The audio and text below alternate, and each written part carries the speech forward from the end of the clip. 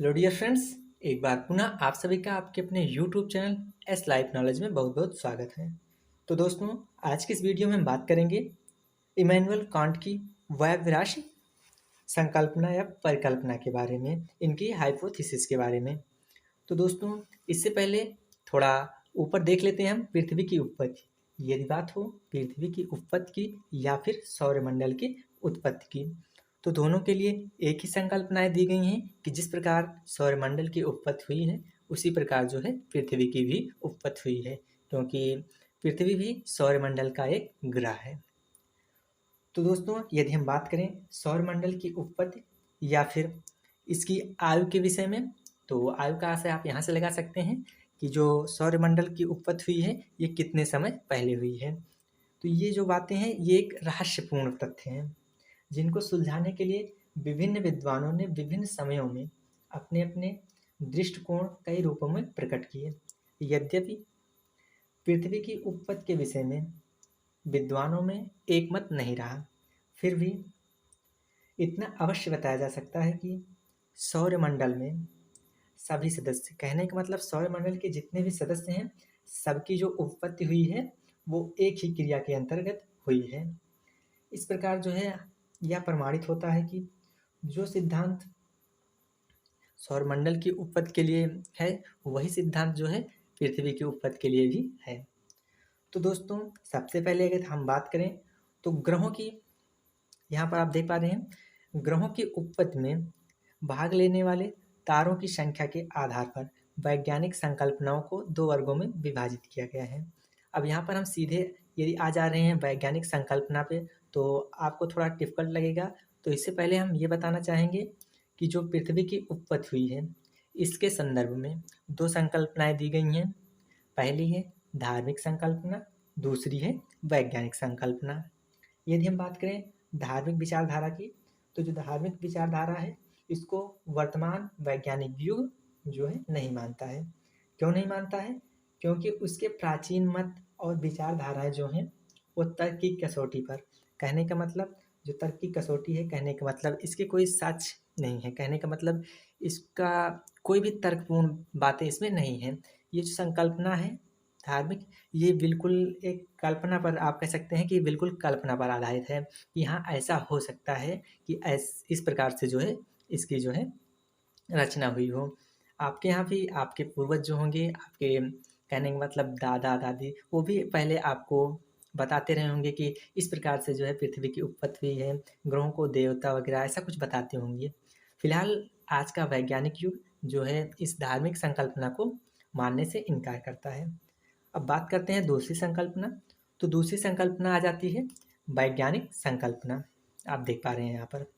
अब वैज्ञानिक संकल्पना जो है पृथ्वी की उत्पत्ति के संबंध में संभवतः सर्वप्रथम अगर हम सबसे पहले बात करें तो तर्कपूर्ण संकल्पना जो है, परिकल्पना का जो प्रतिपादन किया था वो कास्तेदा बफन ने, किसने? कास्तेदा बफन ने 1749 में किया था।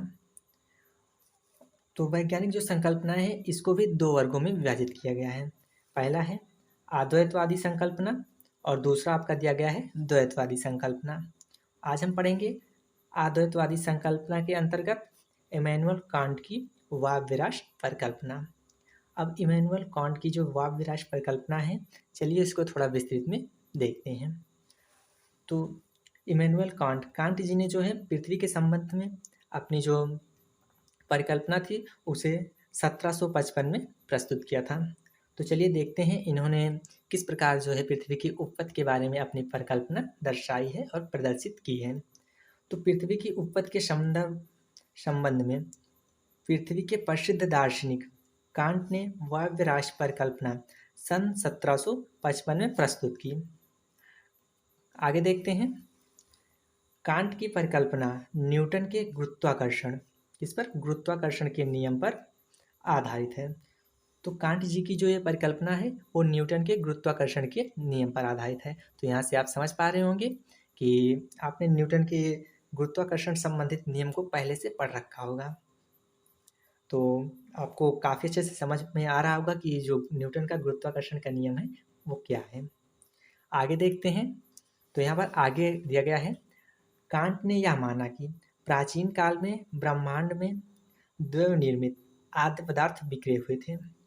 इन्होंने यह मान लिया कि कहने का मतलब इन्होंने खुद से पहले माना कि जो प्राचीन काल में ब्रह्मांड है उसमें देव निर्मित आद्य पदार्थ बिखरे हुए थे और प्रारंभ में ये पदार्थ, कहने का मतलब प्रारंभ में ये कण अत्यंत कठोर, शीतल तथा गतिहीन थे। क्या थे कि पहले तो इन्होंने कहा कि देव पदार्थ जो देव निर्मित आद्य पदार्थ थे वो बिखरे हुए थे और अत्यंत कठोर, शीतल तथा गतिहीन थे। पुनः जो है कांट जी ने यह माना कि आपसी आकर्षण के कारण ये कण, कौन से कण? आद्य पदार्थ एक दूसरे से, ये जो कण थे एक दूसरे से जो है टकराने लगे। इस आपसी टकराव के कारण, इनके कहने का मतलब है कि ये गुरुत्वाकर्षण के सिद्धांत पर आधारित इनकी संकल्पना में ये दिया गया है कि ये जो कण थे ये पहले तो स्थिर अवस्था में थे, गतिहीन अवस्था में थे, अत्यंत कठोर और शीतल थे। फिर इन्होंने माना कि इन कणों में आपसी आकर्षण हुआ और जिसके कारण ये आपस में टकराने लगे, आपसी टकराव होने लगा। अब जिसके कारण इनके कहने का मतलब है कि उसमें ताप उत्पन्न हुआ। तो आपको पता होगा कि अगर किन्हीं दो पत्थरों को भी आप आपस में मारते हैं तो उसमें जो है ताप उत्पन्न होता है, करके आप देख सकते हैं। और इन्होंने कहा भ्रमण का आविर्भाव होने लगा, ताप और भ्रमण का जो है आविर्भाव होने लगा। फिर इन्होंने कहा ताप में निरंतर वृद्धि होती गई। क्या कहा इन्होंने? ताप में निरंतर वृद्धि होती गई, जिसके कारण आद्य पदार्थ एक वायव्य राशि में परिवर्तित होने लगा। अब वायव्य का मतलब यहाँ पर होता है गैस से, कि ये गैसीय अवस्था में परिवर्तित होने लगा। तो ये जो देवनिर्मित पदार्थ था ये पहले तो एक अत्यंत कठोर था, इन्होंने माना, और इनके कहने का मतलब यहाँ से है कि ये गैसीय अवस्था में गया। तो उससे पहले ये जो है द्रव अवस्था में गया होगा, उसके बाद ये गैसीय अवस्था में गया होगा। आगे देखते हैं। इन्होंने कहा ताप तथा भ्रमण, किसने कहा? कांट जी ने। ताप तथा भ्रमण गति के कारण जो है इसके परिणाम स्वरूप, गति के परिणाम स्वरूप प्रारंभिक शीतल गतिहीन वायव्य पदार्थ एक तप तथा गतिशील निहारिका में परिवर्तित हो गया। पहले तो ये क्या था? गतिहीन था और एक शीतल पदार्थ था, लेकिन जब इसमें जो है आपसी आकर्षण हुआ, टकराव हुआ, जिसके कारण इसमें जो है ताप उत्पन्न हुआ और भ्रमण का आविर्भाव हुआ, तो ये जो है निहारिका में परिवर्तित हो गई। किसमें? एक गतिशील निहारिका में परिवर्तित हो गई। तो यहाँ पर हम थोड़ा देख लेते हैं।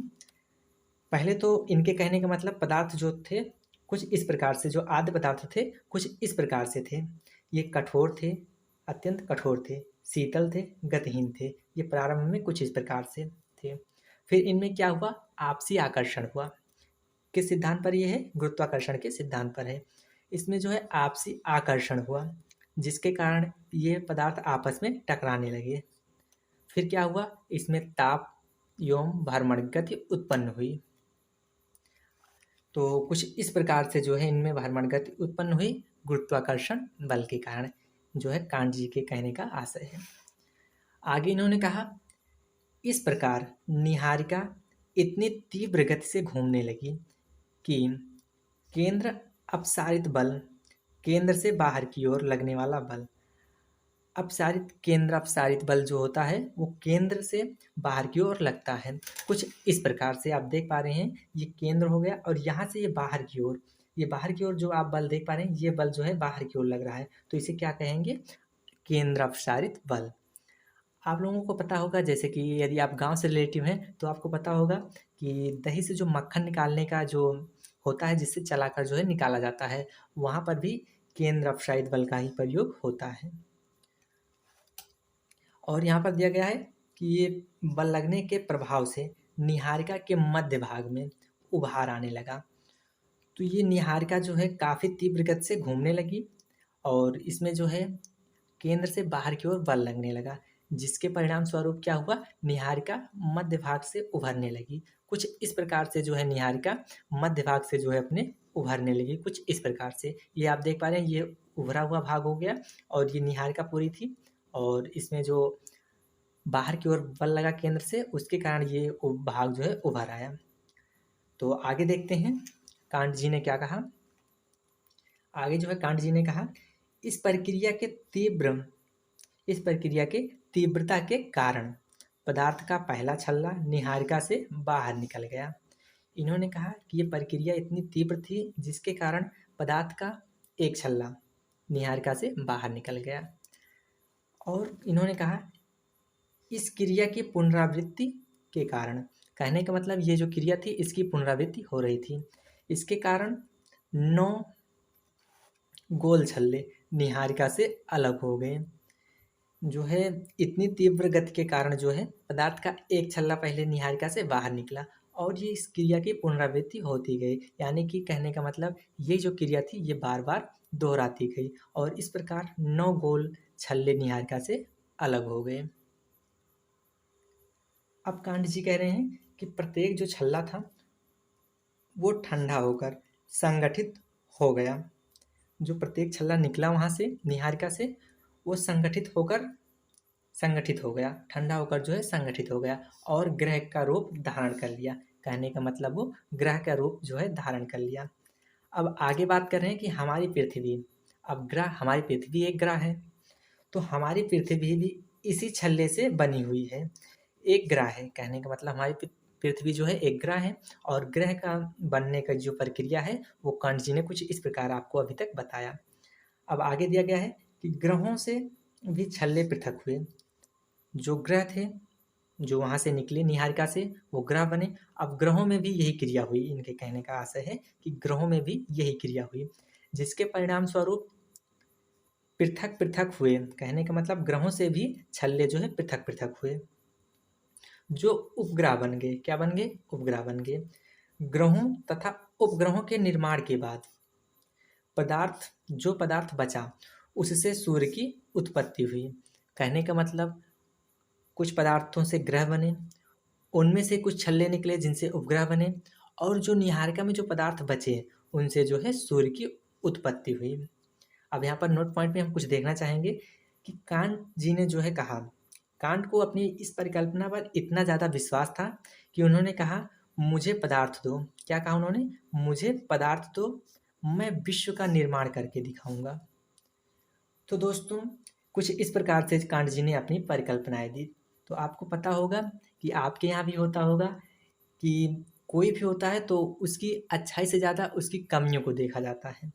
तो यहाँ पर कांट जी की जो है काफ़ी विद्वानों ने आलोचना की, काफ़ी ज़्यादा आलोचना हुई कि इनके जो ये परिकल्पना थी इसमें जो कमियां थी वो विद्वानों ने देखी और उन्हें प्रस्तुत किया, जिनका जो है जवाब कांट जी नहीं दे पाए, जिसके कारण कांट जी की ये परिकल्पना जो है प्रमाणित नहीं हो पाई। कहने का मतलब पूर्ण रूप से प्रमाणित नहीं हो पाई और इसके बाद अनेक विद्वानों ने अपनी परिकल्पनाएं प्रस्तुत करना प्रारंभ कर दिया। तो चलिए देखते हैं कांट जी की जो ये परिकल्पना थी इसका किस प्रकार जो है आलोचना की गई। तो सबसे पहले तो आलोचना की गई कि कांट ने बताया, कहने का मतलब कांट जी ने बताया कि कणों के परस्पर टकराने के कारण,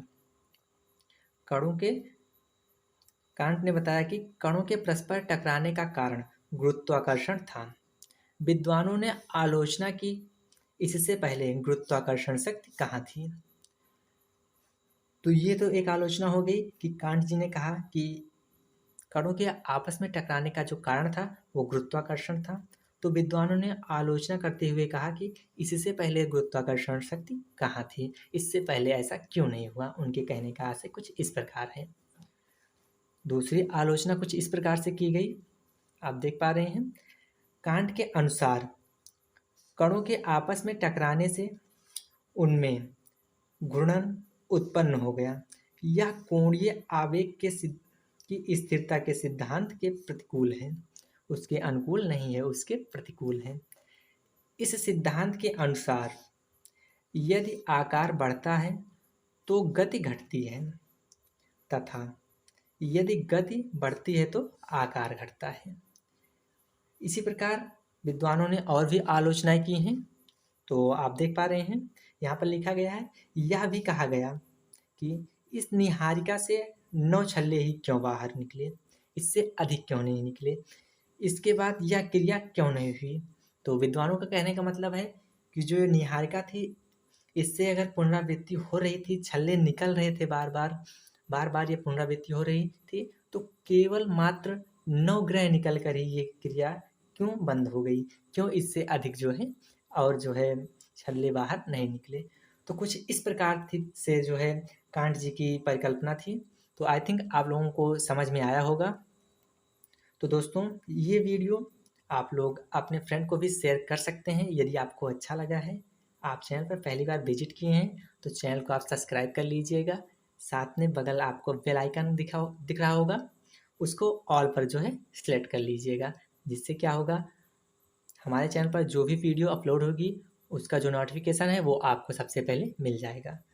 तो दोस्तों अगली वीडियो हम लेकर आएंगे इन्हीं इसी जो है पृथ्वी की संरचना से ही संबंधित होगा।